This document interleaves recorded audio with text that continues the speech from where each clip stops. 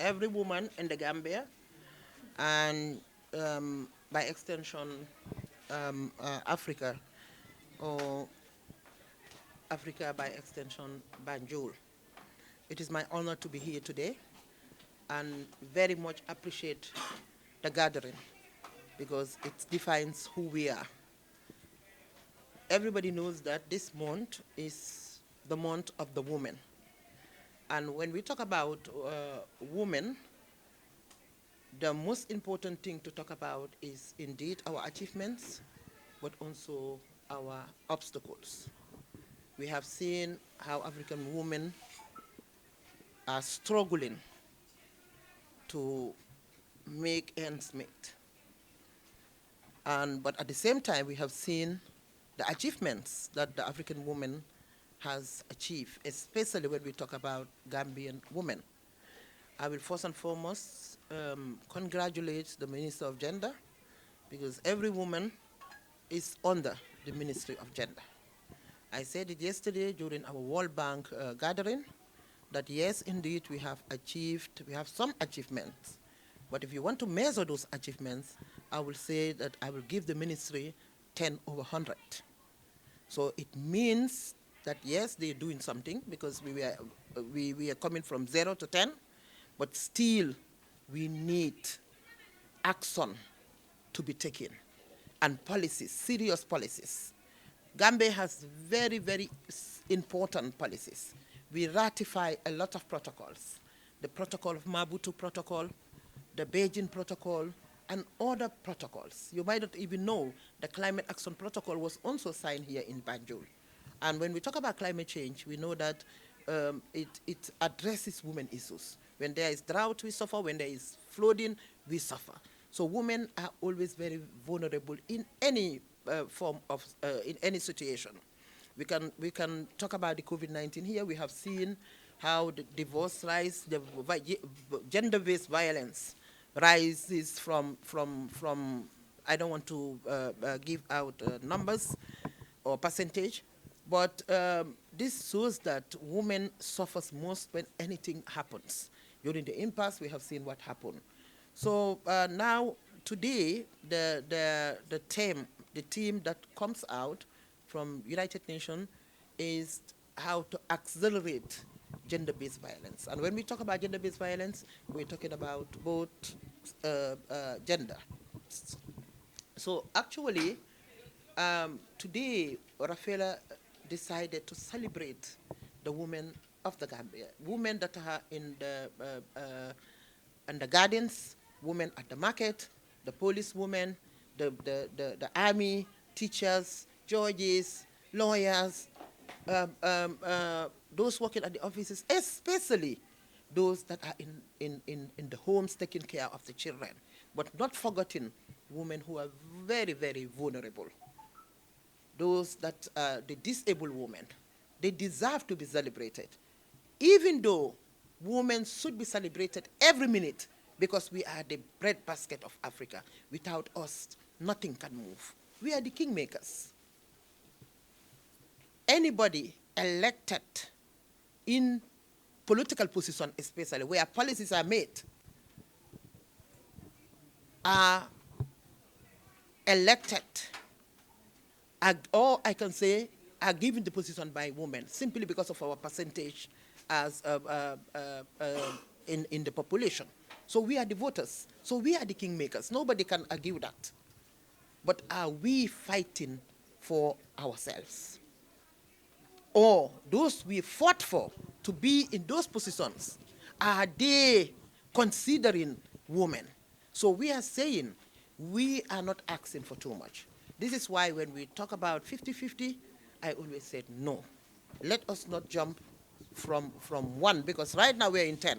So let us not jump from 10 and 50. And also it's important to consider that the other gender, they are our partners in development. We cannot go and leave them behind. These are our fathers, our husbands, our brothers, uncles, and they are very, very important.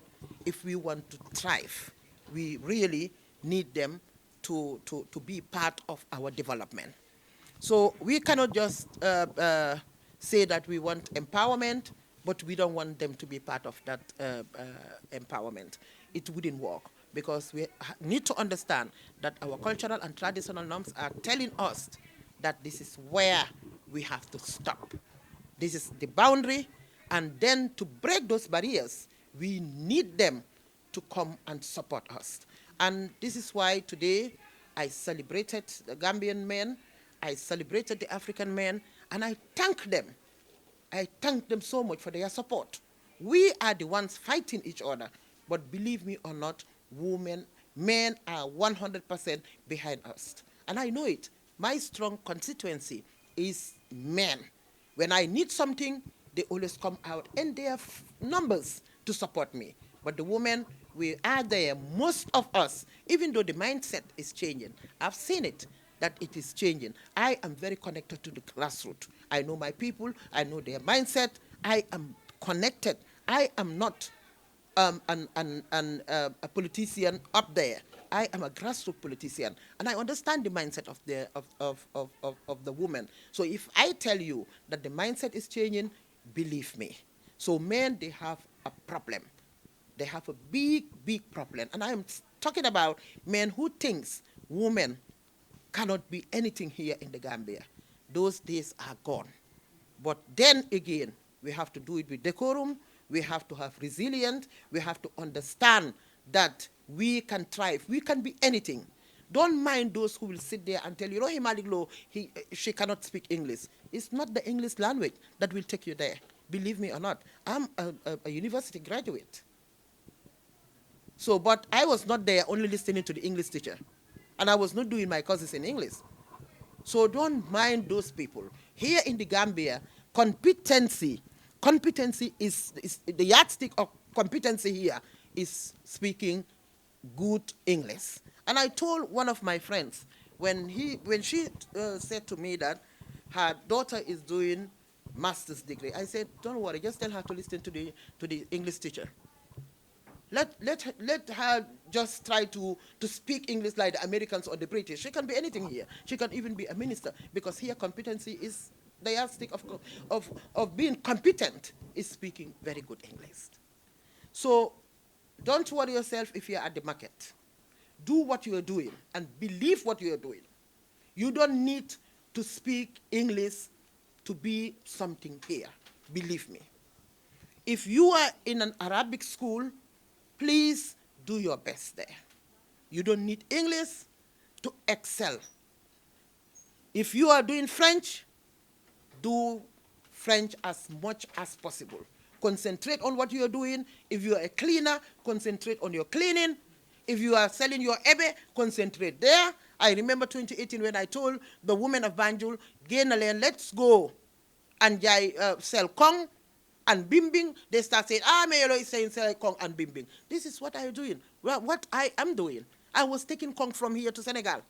And I bought a house in Senegal, only from Kong. And how many people, Banjulians, are doing that now? Friday, if you don't see some women, they are already in Senegal selling their Kongs, and they will come back on Sunday. So what is wrong with selling Netutu?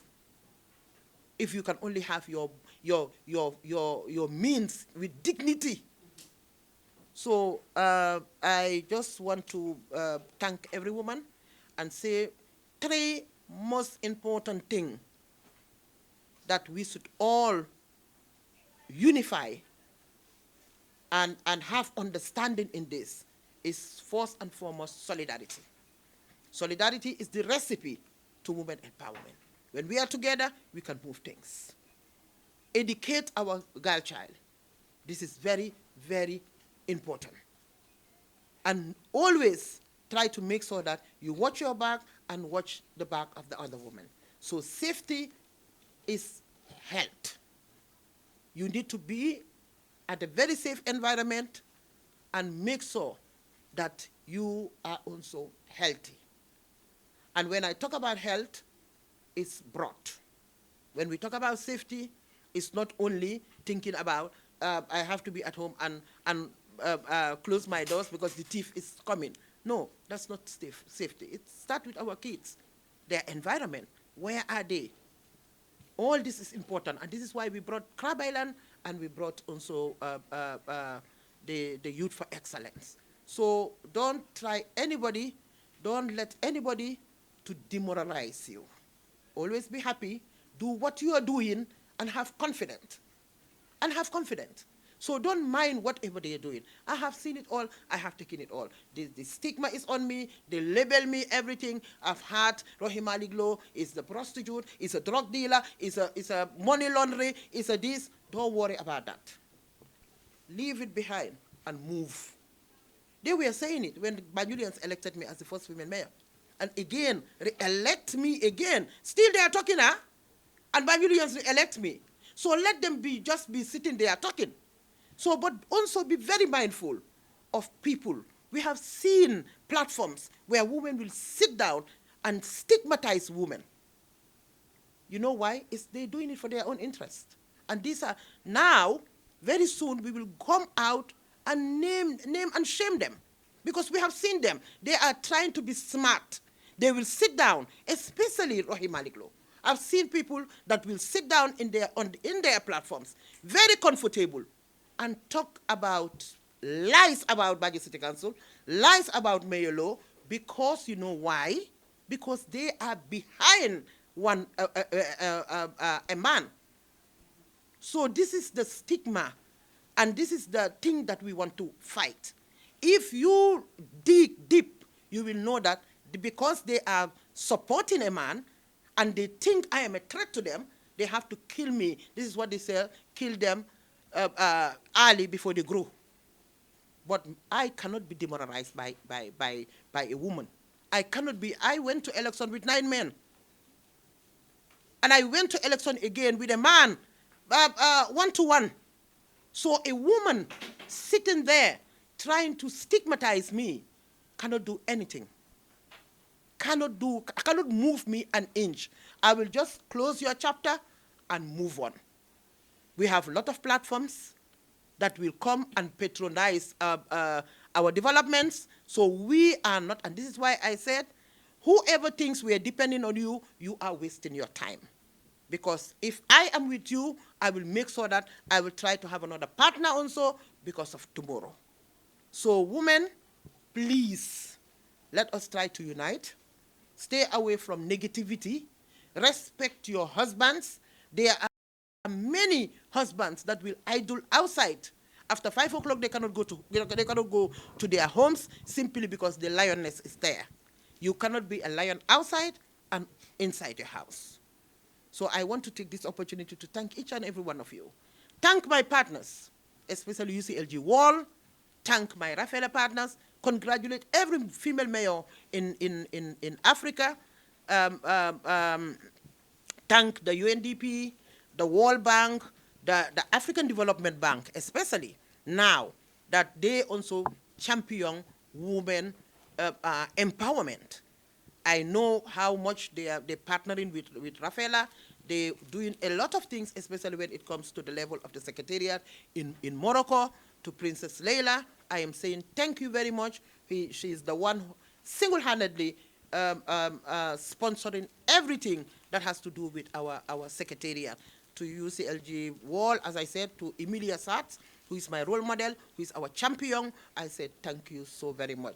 So on that note, I sincerely want to congratulate, as I said, everybody, but the most of all, my husband, Boj Lamin Seidikan. To the Yarankas, I am saying thank you very much for making me the queen in the kingdom.